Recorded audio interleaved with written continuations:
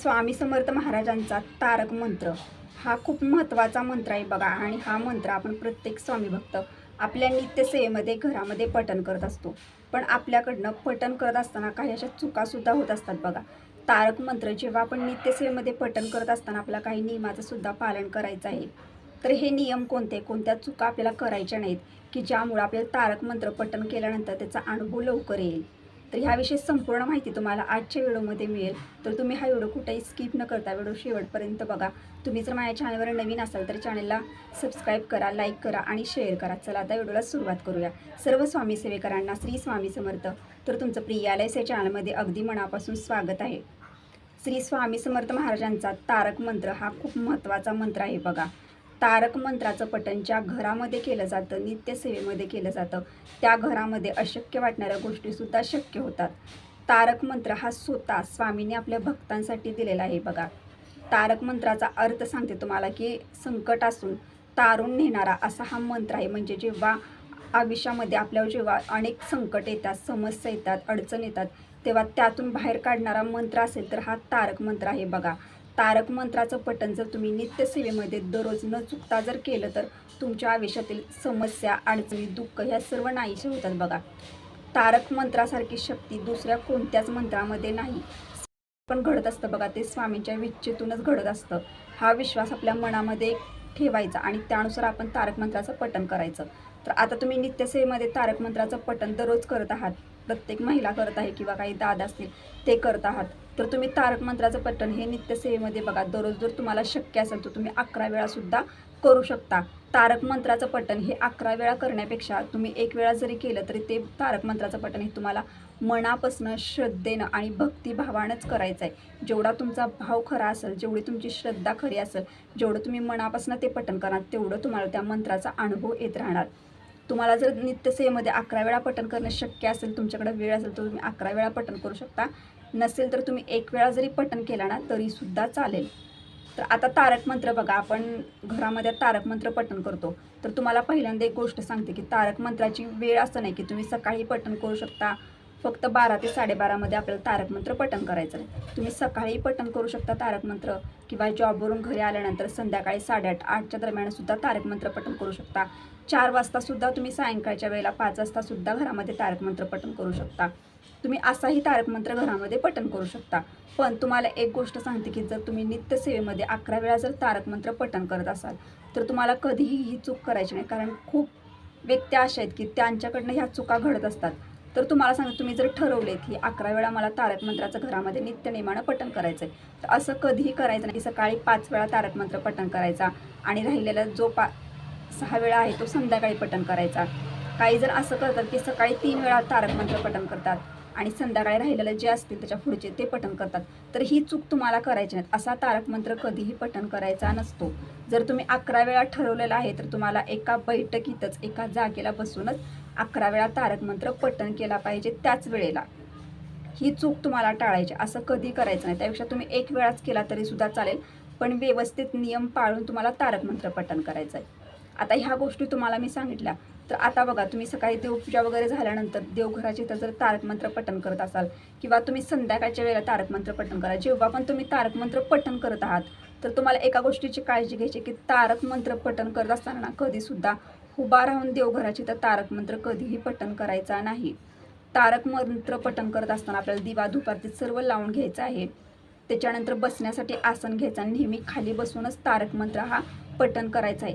तारक मंत्र पठण करत असताना आपल्याला एक चूक टाळायची आहे बघा. काही वेळेला काय होतं की आपण तारक मंत्र पठण करत असतो आणि मध्येच आपण कोणासोबत तर बोलतो. तर आपल्याला ही पहिली चूक टाळायची आहे. तारक मंत्र पठण करत असताना पूर्ण श्रद्धेनं मन एकाग्र करायचा, त्यातला शब्द समजून घ्यायची, त्यातली प्रत्येक ओवीमध्ये प्रचंड अर्थ दडलेला आहे तो समजून घ्यायचा आणि व्यवस्थित तुम्हाला ऐकू येईल अशा मोठ्या आवाजात तारक मंत्राचं पठण करायचं आहे. तारक मंत्र कधीही मनातल्या मनात पठण करायचा नाही. व्यवस्थित मन एकाग्र करायचं, शांत मन ठेवायचं, घाई गडबड करायची नाही. घाई गडबडीमध्ये तुम्ही कोणती जरी स्वामींची सेवा केली ना तर ती सेवा कधीही स्वामींपर्यंत पोचणार नाही आणि त्या सेवेचं तुम्हाला कधीही फळ मिळणार नाही. सेवा तुमच्याकडनं भले कमी होऊ दे, असं नाही की तुमच्याकडनं सेवा जास्तच झाली पाहिजे. तुमच्याकडनं सेवा कमी होऊ दे, पण ती सेवा तुम्हाला शांत मन ठेवून, मन एकाग्र करून आपला स्वामींवरती अखंड विश्वास ठेवायचा आणि घाई गडबड पहिली गोष्ट करायची नाही. व्यवस्थित तुम्हाला तारक मंत्राचं पठण करायचं आहे.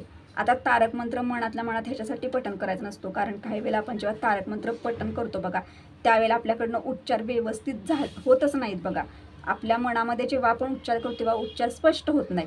जर तुम्ही तारक मंत्र मोठ्यानं पठण केला, म्हणजे तुम्हाला ऐकू येईल अशा स्वरामध्ये जर पठण केला, तर आजूबाजूची जी आपल्या घरामधले लोक असतात बघा, त्यांच्या कानावरती सुद्धा हे तारक मंत्रातील ओवीचे शब्द पडतात.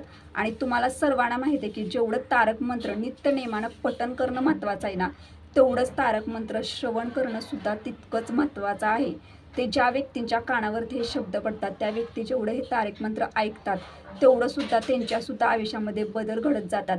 त्यांच्यासुद्धा मनामधील, त्यांच्या डोक्यामधले विचार असतात ते नाहीसे होत जातात. त्यांचंही मन एकाग्र होत जातं. त्यांचंही मन हे स्वामींच्या सेवेकडे वळलं जातं बघा. यासाठी सांगते की तारक मंत्र तुम्ही घरामध्ये पठत असता तुम्हाला कधीही मनातल्या मनात पठण करायचं नाही. व्यवस्थित तुम्हाला जेवढं शक्य आहे तेवढ्या आवाजात पठण करा. आणि त्यातले ध्वनी जे असतात बघा, ते ध्वनी संपूर्ण आपल्या घरामध्ये पसरले जातात. त्याच्या लहरी पसरल्या जातात. त्यामुळे सुद्धा आपल्या घरामधील वाईट शक्ती, नकारात्मकता ही सर्व बाहेर निघून जाते. घरामध्ये सुख समृद्धी येते. यासाठी सांगते की तारक मंत्र पठण करत असताना नित्यसेवेमध्ये नियम तर नाहीत असं सर्वजण म्हणतात, पण ह्या गोष्टी हे एक नियमच आहेत जे आपण सर्वांनी ह्याची सवय लावून घेतली पाहिजे. प्रत्येक स्वामी भक्ताला ह्याची सवय असणं खूप महत्त्वाचं आहे. सर्वांना ह्या गोष्टी माहिती असणं महत्त्वाचं, कारण आपण नित्यसेवेमध्ये ह्या सेवा दररोज करत असतो. प्रत्येक भक्ताकडनं नाही म्हणत मी, पण काही व्यक्तींकडनं ह्या चुका होतात. काही व्यक्तींकडनं होत नाहीत, पण काही व्यक्तींकडनं न कळत होत असतात बघा.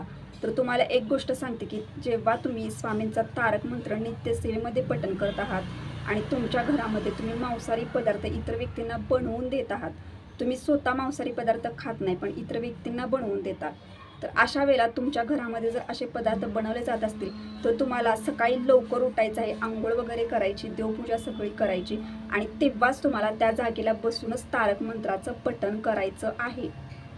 अशा पदार्थांना हात लावून किंवा असे पदार्थ दुसऱ्यांना, घरातल्या व्यक्तींना बनवून देऊन तुम्हाला नंतर कोणत्याही प्रकारची स्वामींची सेवा करायची नाही ना, तारक मंत्राचं पठण करायचं आहे. ही चूक तुम्हाला करायची नाही, कारण खूप व्यक्ती ह्या चुका करतात. ते बनवून वगैरे दुसऱ्यांना देतात आणि त्यानंतर ते तोंड वगैरे धुतात आणि त्यानंतर दिवा वगैरे लावतात आणि ते परत सेवेला बसतात. तर अशी चूक तुम्ही करू नका. जर तुम्ही तुमच्या आयुष्यामध्ये अशा चुका करून जर स्वामींची सेवा करत असाल ना, तर तुम्हाला कधीसुद्धा तुम्ही किती पण सेवा करा, कधी तुम्हाला स्वामी सेवेचा अनुभव येणार नाही. तुम्हाला सर्वांना माहिती आहे की दत्त सेवेमध्ये मांसाहारी पदार्थ हे कडकडीत वर्ज्य आहेत आणि दत्त महाराजांचा अवतारच आपले स्वामी महाराज आहेत. स्वामी महाराज हे ब्रह्मांडाचे ब्रह्मांड नायक आहेत आणि तुमच्याकडनं ह्या चुका जर होत असतील तर ह्या चुका आत्ताच थांबवा आणि तुम्हाला ही चूक न करता तुम्हाला घरामध्ये नित्यसेवेमध्ये तारक मंत्राचं पठण करायचं आहे. अशा वेळेला तुम्हाला काय करता येईल, तर तुम्ही सकाळी लवकर उठून सुद्धा तारक मंत्र पठण करू शकता. आणि तुम्हाला सर्वांना माहिती आहे की तारक मंत्र पठण करण्यासाठी आपल्याला जास्त वेळ लागत नाही. तारक मंत्र पठण करण्यासाठी 5 ते 6 मिनिटं लागतात बघा. तुम्ही एक वेळा जर ठरवलंय तर तुम्ही एक वेळा घरामध्ये दररोज करू शकता. नित्यसेवेमध्ये एक वेळा केला तरी चालतो. नित्यसेवेमध्ये जर तारक मंत्राचं दररोज पठण जर केलं ना, तर तुम्हाला सांगते की तुम्ही जेवढ्या श्रद्धेने मनापासून तुम्ही पठण करणार तेवढे बघा तुमच्या आयुष्यातील संकटे, अडचणी नक्कीच दूर राहणार. स्वामी महाराजांना तुम्हाला नक्कीच मार्ग दाखवणार. आणि तारक मंत्र हा स्वामींनी स्वतः आपल्या भक्तांसाठी दिलेला मंत्र आहे बघा. या मंत्रामध्ये प्रचंड अशी शक्ती, ताकद आहे. तुम्हाला सर्वांना माहिती आहे की तारक मंत्राचं तीर्थ तर इतकं प्रचंड शक्तिशाली आहे ना, ते बनवून सुद्धा तुम्ही घरामध्ये घेऊ शकता. तर तुम्हाला एक गोष्ट सांगते की तारक मंत्र नियमित घरामध्ये पठण करताना ह्या चुका तुम्हाला टाळायच्या आहेत. तुम्ही सकाळी लवकर उठून पठण करा आणि तुमचं जे काय असेल ते घरातलं काम वगैरे करू शकता. आता दुसरी अजून एक गोष्ट सांगते बघा. ज्यांना तारक मंत्र 11 वेळा पठण करायचं, तर तुम्ही स्वामींचा वार आहे गुरुवार, तर गुरुवारी तुम्ही घरामध्ये एखादा वेळ काढा आणि 11 वेळा एका बैठकीत पठण करू शकता.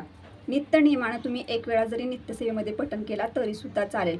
तारक मंत्राचं तीर्थ जर बनवायचं असेल तर ते तीर्थ तुम्ही गुरुवारी बनवा. कसं बनवायचं किंवा तारक मंत्राचं अनुष्ठान जर करायचं असेल तर ते सुद्धा तुम्ही घरामध्ये करू शकता.